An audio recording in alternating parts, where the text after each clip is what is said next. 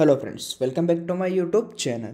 तो जैसा कि कल के वीडियो में हमने देखा था ऐप स्ट्रक्चर के बारे में, जो कि हमने लारावल के ऐप स्ट्रक्चर के बारे में देखा था कि लारावल में हम क्या क्या यूज़ करते हैं और किस तरीके से यूज़ करते हैं। आज हम देखने वाले हैं types of route in Laravel.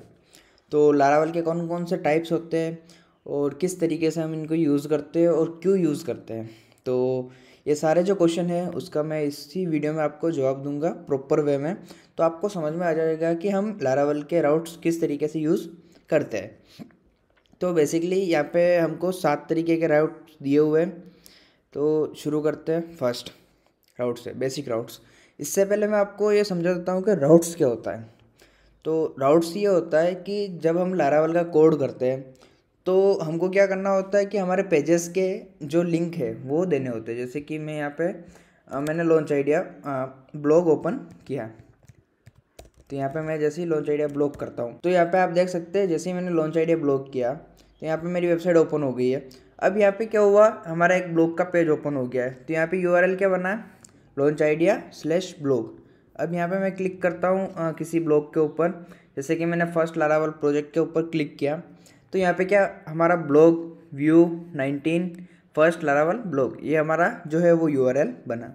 तो इस तरीके से हमको जब यूआरएल बनाने हो अपने प्रोजेक्ट में कि हम इस पेज का एक्सेस दे रहे हैं या इस पेज के ऊपर रिडायरेक्ट करना है या इस पेज को कॉल करना है या फिर एपीआई कॉल करनी है, तो हम उस टाइम क्या करते हैं, राउट का यूज़ करते हैं। तो उसके लिए हमें राउट बनाना इम्पोर्टेंट होता है कि जब भी हम किसी भी पेज को कॉल करेंगे या जब भी हम किसी पेज पे डाटा ट्रांसफ़र करेंगे या पुट पोस्ट डिलीट जो भी ऑपरेशन हम परफॉर्म करेंगे HTTP स्टेटस के थ्रू, ये हम आगे वाले वीडियो में कवर करेंगे। तो उस टाइम क्या होगा, हमें राउट बनाना इम्पोर्टेंट होगा। तो यहाँ पे जो फर्स्ट राउट है वो बेसिक राउट्स है। तो यहाँ पे basic routes are the most common type of route in Laravel. They response to HTTP request like get, post, put, delete, etc. and map the URL to specific controller method or closure function। तो इसका मतलब ये है simple सा कि ये जो राउट होते हैं बेसिक राउट्स वो क्या करते हैं, गेट, पोस्ट, पुट और डिलीट। मतलब कि आपका जो CRUD ऑपरेशन होता है, आप यदि CRUD ऑपरेशन यदि आपने PHP पढ़ी होगी तो आपने कोर में भी बनाया होगा। तो वहाँ पे क्या करते हैं, फॉर्म के एक्शन के अंदर एक URL पास करते हैं आगे वाले पेज का। उसी तरीके से हम यहाँ पे राउट पास करते हैं, मतलब कि कंट्रोलर के नेम को स्पेसिफाई करने के लिए हम उसके फंक्शन को कॉल करने के लिए राउट बनाते हैं और उसका फंक्शन का नाम देते हैं। जैसे यहाँ पे बेसिक सा लिख रखा है, get home home controller underscore index. तो ये क्या करेगा, जो हमने होम कंट्रोलर बनाया है उसके इंडेक्स मेथड पे जाके कॉल करेगा। तो यहाँ पे मैं आपको एक लाइव एग्जांपल दे देता हूँ। यहाँ पे मैं सबलाइन ओपन कर लेता हूँ। तो यहाँ पे बेसिकली हम चल लेते हैं किसी भी राउट के ऊपर। तो यहाँ पे मैं राउट ओपन कर लेता हूँ। तो यहाँ पे आप देख सकते हैं मैंने राउट ओपन कर लिया। यहाँ पे मैंने सिंपल सा ब्लॉग लिख रखा है और ब्लॉग व्यू कंट्रोलर के अंदर जो है ये ब्लॉग है। तो यहाँ पे क्या है, मैंने एक ब्लॉग फंक्शन बना रखा है और नेम इसका ब्लॉग दे रखा है और यहाँ पे ये कंट्रोलर है। जैसे मैं और करूँगा कंट्रोलर पर चला जाएगा। तो यहाँ पे आप देख सकते हैं ये ब्लॉग नाम का एक फंक्शन बना हुआ है।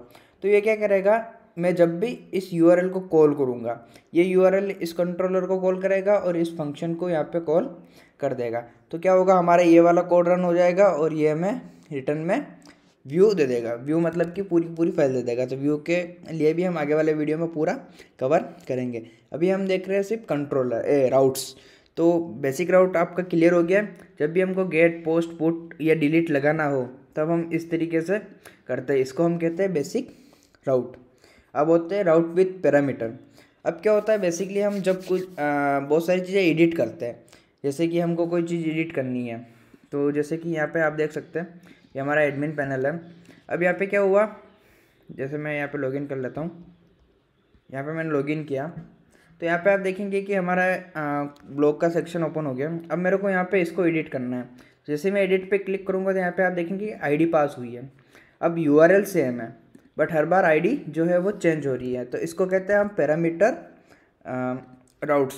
तो पैरामीटर राउट्स में क्या होता है, हम डाटा पास करते हैं राउट मतलब यूआरएल में। जब यूआरएल में ही हम कोई डाटा पास करते हैं, आईडी हो गई या फिर किसी भी तरीके का डाटा कोई पास करते हैं, उसको हम राउट पैरामीटर कहते हैं। थर्ड आता है हमारा नेम पैरामीटर। नेम पैरामीटर क्या होता है, जिसको हम यूआरएल से कॉल ना करके नेम से कॉल करते हैं। जैसे कि यहाँ पे मैं आपको बता देता हूँ। तो यहाँ पे हम ओपन कर लेते हैं और यहाँ पे आप देख सकते हो कि हर एक के पीछे नेम लिखा हुआ है, कुछ एक के पीछे नहीं है क्योंकि उनको नेम से नहीं कॉल किया जा रहा है। जैसे कि robotex.txt है, तो इसको हम डायरेक्टली यूआरएल से ही कॉल करते हैं, नेम से कॉल नहीं करते क्योंकि इसकी नीड ही नहीं होती है। तो क्या है, हम डायरेक्ट यूआरएल देंगे। जब हमको नेम की नीड होती है कि हमको डायरेक्टली राउट के थ्रू कॉल करना है, तब हम क्या करते हैं, नेम के अंदर राउट देते हैं। तो इसकी मदद से हम डायरेक्टली नेम से ही कॉल कर, यदि आप किसी फंक्शन के अंदर नेम राउट यूज़ कर रहे हो और आपका यूआरएल भी चेंज हो जाता है, उसके बाद भी वो पेज है वो ओपन हो जाएगा। क्यों? क्योंकि आपने उसको नेम राउट से कॉल किया है, ना कि यूआरएल से। तो यूआरएल सिर्फ दिखाने के लिए हो जाएगा उस टाइम के लिए, और आपका जो मेन टारगेट जो होगा वो होगा नेम राउट। उसके बाद हम आ जाते हैं राउट टॉप ग्रुप। तो क्या हम राउट को ग्रुप भी कर सकते हैं। तो यहाँ पे हमने कर रखा होगा ग्रुप, इस वाले प्रोजेक्ट में नहीं कर रखा है अभी, यहाँ पे कर रखा है। जैसे कि मिडलवेयर को ग्रुप कर रखा है। तो यहाँ पे जो ऑथेंटिकेशन है, ऑथेंटिकेशन के अंदर प्रोफाइल। तो यहाँ पे क्या कर रखा है कि हमको आगे हर बार गेट के आगे यहाँ पे या तो ऑथ लिखना पड़ेगा, या हम इस ऑथ को यहाँ पे करके ग्रुप भी कर सकते। तो इस तरीके से हम सारी चीज़ें ग्रुप कर सकते हैं। यहाँ पे आप देख सकते हैं ग्रुप के अंदर आ जाता है हमारे पास प्रीफिक्स। तो यहाँ पे हमने क्या एडमिन प्रीफिक्स ले लिया। अब यहाँ पे हमने ऑथ लगाया है, तो ये हमारी मिडलवेयर पूरे ग्रुप के लिए चेक हो जाएगी। हमें इंडिविजुअल हर एक के लिए मिडलवेयर लगाने की ज़रूरत नहीं है। और यहाँ पे मैं प्रीफिक्स लगा दूंगा। तो यहाँ पे जैसे प्रोफाइल लिख रखा है, तो यहाँ पे मेरे को या तो मैं एडमिन ऐसे करके राउट बनाऊंगा, या फिर मैं डायरेक्टली ऐसे करके आगे प्रीफिक्स लगा दूंगा, तो सबके आगे ऑटोमेटिकली एडमिन लग जाएगा। फिर आते हैं रिसोर्सेस राउट। रिसोर्सेस राउट क्या होता है कि एक रिसोर्सेस कंट्रोलर बनता है लारावेल के अंदर, वो हम आगे वाले वीडियो में देखेंगे।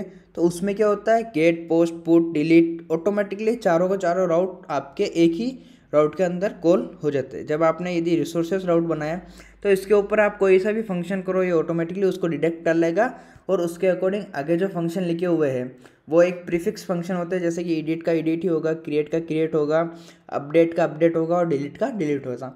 चारों के नाम जो है वो फिक्स होंगे, उसी को हम रिसोर्सेस राउट और रिसोर्सेस कंट्रोलर भी कहते हैं।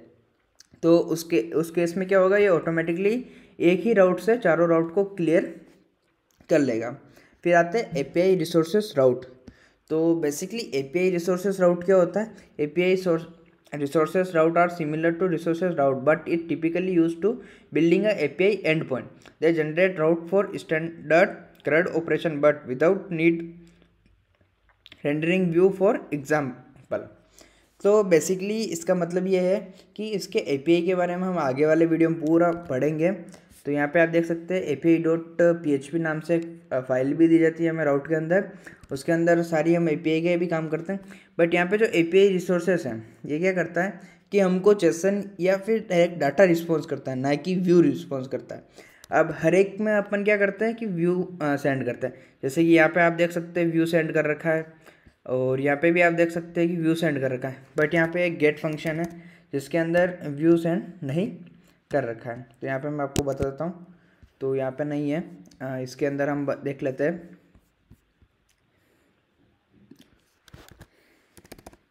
गेट, और यहाँ पे हम डाल देते हैं रिक्वेस्ट।